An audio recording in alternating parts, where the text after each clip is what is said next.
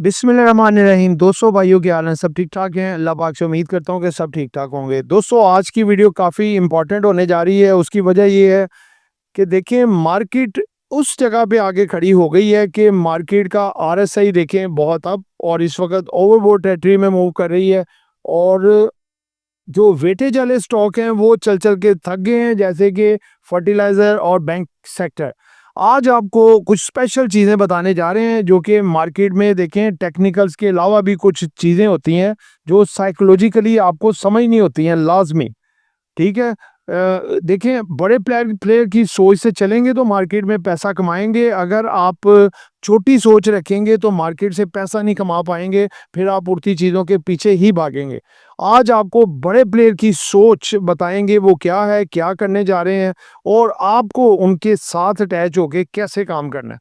आज के व्लॉग का थंबनेल है जी कि मंडे मार्केट 3000 पॉइंट माइनस हो सकती है या फिर 1,42,000 का लेवल आपको दिखा सकती है। साजिश बेनकाब, बड़े प्लेयर की साजिश बेनकाब।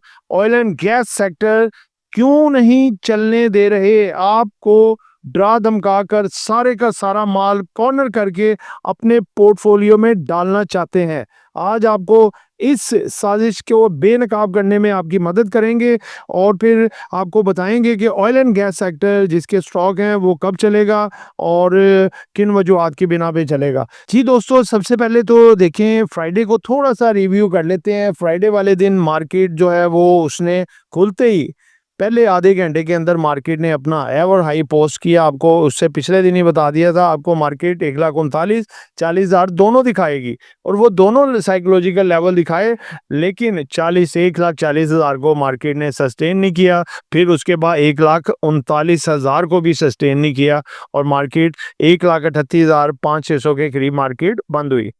दोस्तों देखें, वजह सारी अब ये है कि मार्केट थक चुकी है। थोड़ा थक चुकी से मुराद के इंडेक्स जो है, देखें, पाकिस्तान इंडिया की जंग लगी या ईरान इसराइल की जंग लगी, जंगें भी लगी, ख़त्म भी हो गई, सब मामला हुए, मार्केट 1,02,000 तक भी आई। लेकिन वहाँ से देखिए मार्केट ने स्पीडी बैक गेट लगाया और मार्केट 1,40,000, यानी कि आप ये समझें कि मार्केट ने 1,02,000 से 38,000 का इंडेक्स जो है एक सांस में पार किया है ये। ठीक है। जो पिछला मार्केट का हाई था 1,26,700 के करीब था, उसको भी ब्रेक किया और मार्केट ने एक नया हाई दिया है फ्राइडे वाले दिन। अब दोस्तों बात यह है कि आपको एक चीज़ बतानी है सिर्फ, जो कि हम पिछली वीडियो में भी आपको बताते रहे हैं कि अब ऑयल एंड गैस सेक्टर का चलना बहुत ज़रूरी है। अगर ये नहीं चला तो मंडे को या ट्यूसडे को मार्केट 3,000 से 4,000 या 5,000 पॉइंट भी निकाल सकती है। वो क्यों? वो इस वजह से देखें फर्टिलाइज़र सेक्टर बहुत चल गया है और इसने तकरीबन 8 से 10,000 पॉइंट ये फर्टिलाइज़र सेक्टर ने इस रैली में डाल दिए हैं। इसी तरह कोई 10-12,000 पॉइंट बैंकिंग सेक्टर ने भी डाल दिए हैं। बल्कि ये आप कह सकते हैं 12 से 15,000 बैंकिंग सेक्टर की और 7-8,000 फर्टिलाइज़र सेक्टर की, यानी कि 20,000 पॉइंट ये दो सेक्टरों ने डाल दी। ऑयल एंड गैस सेक्टर ने भी अपना कंट्रीब्यूशन नहीं किया। ये तीसरा वो सेक्टर है जो कि इंडेक्स गेनिंग सेक्टर है, आपके इंडेक्स को बढ़ाता है। जो KSE 100 में जो स्टॉक्स नहीं है, जिसको हम साइड बोर्ड आइट में भी कहते हैं, वो चाहे डेली कैप भी लगाते हैं, जो इंडेक्स के साथ जिनका ताल्लुक ही नहीं है, वो इंडेक्स तो बढ़ेगा नहीं। और अब ये ट्रेंड हो चुका है कि जो इन्वेस्टर है, छोटा बड़ा, चाहे दूसरे इंडस्ट्रीज में भी काम कर रहा है, लेकिन वो KSE 100 को लाजमी देखता है। अगर ये नेगेटिव में आता है तो दूसरे बेचारे छोटे इन्वेस्टर दरमियाने दर्जे के, वो पैनिक में आके अपना माल बेचना शुरू कर देते हैं। हालांकि उनका तो दूर दूर तक KSE 100 के साथ ताल्लुक ही कोई नहीं होता, लेकिन घबराहट, पैनिक, परेशानी, ये चीज़ वजह बनती है। तो इसलिए बड़े प्लेयर भी कोशिश करते हैं कि इंडेक्स को मेंटेन रखा जाए और दूसरी पूरी मार्केट में डाका डाला जाए। तो फ्राइडे को भी, थर्सडे को भी उन्होंने यही स्कीम इस्तेमाल की। फौजी फर्टिलाइज़र, ईफर्ट, बैंकों के ज़रिए इन्होंने इंडेक्स को मेंटेन रखा और उधर से पूरी मार्केट का उन्होंने ऐसे सफाया किया, यानी कि टका के प्रॉफिट टेकिंग की साइड बोर्ड आइटमों में। और आप देखें कि जो एडवांसर की तादाद थी बहुत कम रह गई और डिक्लाइनर की तादाद बहुत बढ़ गई, यानी कि बियर्स ने डोमिनेट किया। जी दोस्तों, अब देखें, हमने शुरू ये करना है, मामला आपको बताना ये है कि भाई हम किस सिचुएशन में बैठे हुए हैं। क्या हमको सब कुछ बेच बाच के पैसा जेब में डाल लेना चाहिए या मार्केट में चलना चाहिए? देखिए खबरें मार्केट में बहुत अच्छी हैं, ठीक है। एक्सपोर्ट के लिहाज से बहुत अच्छी खबरें आ रही हैं कि अमेरिका में हमारा डेलीगेशन पहुंच चुका है और ज़बरदस्त किस्म की उधर से खबरें आ रही हैं। अमेरिका के साथ हमारा टैरिफ वाला मामला अगर सेटल हो जाता है डाउन साइड पे, हम तो चौधरी बन जाएंगे अपने खिते में, मिडल ईस्ट में सबसे ज़्यादा एक्सपोर्ट करने वाले, क्योंकि हमारे खर्चे कम हो जाएंगे, हमें टैक्स कम पड़ेगा और हमारी एक्सपोर्ट $60 बिलियन तक जा सकती है, जो कि गवर्नमेंट ने भी इसकी प्रिडिक्शन की है। और दूसरे नंबर पे आप देखें हमारा अकाउंट सरप्लस आया है बहुत सालों के अरसे के बाद, और अगर हमारी एक्सपोर्ट भी जो है वो कम हो जाती है और इंपोर्ट कम हो जाती है, एक्सपोर्ट ज़्यादा हो जाती है, तो हमारा जो ट्रेड डेफिसिट है वो भी ज़ीरो हो सकता है, कम हो सकता है, एक्सपोर्ट हमारी ऊपर आ सकती है, तो पाकिस्तान की इकॉनमी के लिए बहुत बेहतर होगा। ले दोस्तों, आज आपको कुछ सबूत देने जा रहे हैं कि बड़े प्लेयर हम लोगों के साथ क्या कर रहे हैं। इसको ऑयल एंड गैस को जानबूझ के इन्होंने दबाया हुआ है, पैनिक डाल रहे हैं, आप तमाम दोस्तों को डरा रहे हैं, जैसे कि फ्राइडे वाले दिन इसको रेड कर दिया, बेतुका कोई जवाज ही नहीं बनता था। इनके पीछे सर्कुलर डेट की न्यूज़ है, वो बैंकों से भी पैसा मिल गया है और कंपनियों को भी ये देने जा रहे हैं, लेकिन शो नहीं कर रहे, इस वजह से कि धड़ाधड़ माल साइड लाइन करी जा रहे हैं, कॉर्नर करी जा रहे हैं। गवर्नमेंट और ये मुख्तलिफ जितने भी फंड हैं सब जो है माल जमा कर रहे हैं, लेकिन माल जमा नहीं कर रही तो पब्लिक नहीं कर रही है, वो पब्लिक बेची जा रही है। आप ये देखें, ये आपके सामने है जी म्यूचुअल फंड होल्डिंग्स। ये देखें जी, सबसे पहले इनके पास जो अपना ये जो जितने फंड हैं, आपको मैंने बताया 62 फंड हैं, आपको जो मेन टॉप के हैं 4-5 उनका भी बताऊंगा। इनके पोर्टफोलियो में ज़्यादा माल कौन सा है? ये देखें OGDC 62 फंड्स के पास पड़ा हुआ है, मुख्तलिफ होल्डिंग उनकी है जी 17.24% टोटल पोर्टफोलियो की। OGDC ऑयल एंड गैस का सेक्टर। उसके बाद देखें PPL 51% उनके, यानी कि 51 जो है ना मुख्तलिफ फंड्स उनके पास पड़ा हुआ 15.51% होल्डिंग। PSO सबसे ज्यादा पड़ा हुआ है जी 50 मुख्तलिफ म्यूचुअल फंड्स के पास 29.31% होल्डिंग है। आप ये चेक कर लें, 3 की होल्डिंग ही देख लें तो कहाँ पे पहुंच रही है। लक्की की देखें 11.10%। हम मेन ऑयल एंड गैस का आपको मैं निकाल के दिखाता हूँ, बाकी तो चलो इन्होंने की है। OGDC हो गई, PPL हो गई, PSO हो गया। उसके बाद मारी एनर्जीज देखें, मारी एनर्जीज 29 फंड के पास है जी 11.15% इन्होंने होल्डिंग करके रखा हुआ है।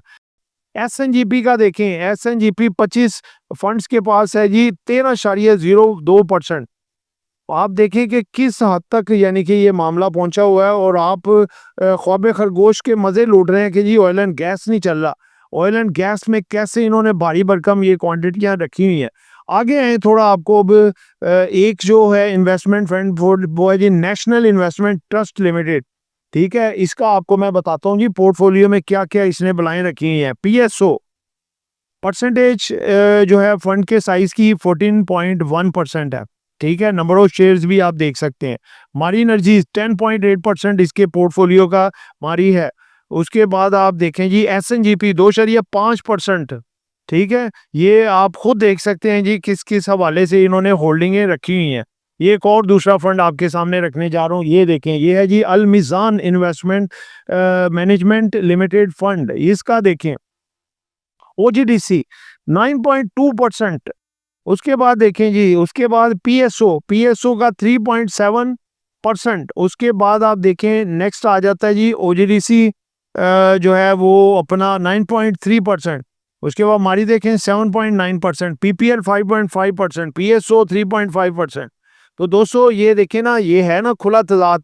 आप लोगों को लाली दिखा रहे हैं मार्केट में कि जी अपना इसमें कोई खबर नहीं, और देखें कैसे पोर्टफोलियो बढ़ रहे हैं। ये जी NVP fund management limited, OGDC 9.2%, PPL 8.9%।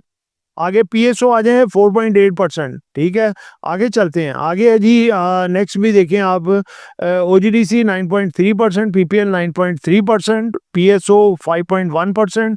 उसके बाद देखें ये है जी। अब ये देखें, आप भी मुख्तलिफ फंड्स के निकाल के देखें पोर्टफोलियो, ठीक है। ये हमने जो दिए हैं आपके, ये आरिफ हबीब ब्रोकरेजेस वाले हैं जिन्होंने ये सारी डिटेल निकाली है, और ये उनकी तवज्जुद से, यानी कि ये जो उनकी हम लगा रहे हैं, माशाल्लाह अच्छी इन्फॉर्मेशन है जो हमने कहा जी आपके साथ भी शेयर करें, और ये सारा मामला आपको दिखाएं कि ये कुछ दाल में घोटाला है, यानी कि दाल काली है, यानी कि आपको दिखाया कुछ जा रहा है और किया कुछ जा रहा है। दिखा आपको मंदी रहे हैं कि ऑयल एंड गैस में मंदी है, लेकिन इसमें माल कितना धड़ाधड़ ये जमा कर रहे हैं, और इनकी कोशिश ये है कि ये जितना ऑयल एंड गैस का ज़्यादा से ज़्यादा पब्लिक से माल छीन के अपने हाथ में किया जाए, उसके बाद इनको चलाया जाए।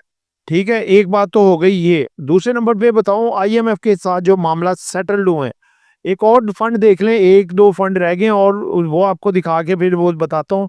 एक रह गया जी फंड, ये है UBL का फंड है जी, UBL फंड मैनेजर्स लिमिटेड। इनका भी देख लें जी, अपना OGDC 7.5% है। उसके बाद PPL इनके पास 4.10% है। ठीक है, उसके बाद अगर आप देखें तो ये नेक्स्ट भी देख लें OGDC, और इसके साथ PPL का, इनके पास भी काफ़ी माल की स्टोरेज है। अब दोस्तों IMF के हवाले से भी थोड़ी सी आपको ये बता दूं कि देखें, IMF के साथ जो कर्जा लेते वक्त मामला सेटल हुए हैं, इन्होंने कहा था जी बैंकों से हम लोन ले रहे हैं 1.257 ट्रिलियन रुपीस।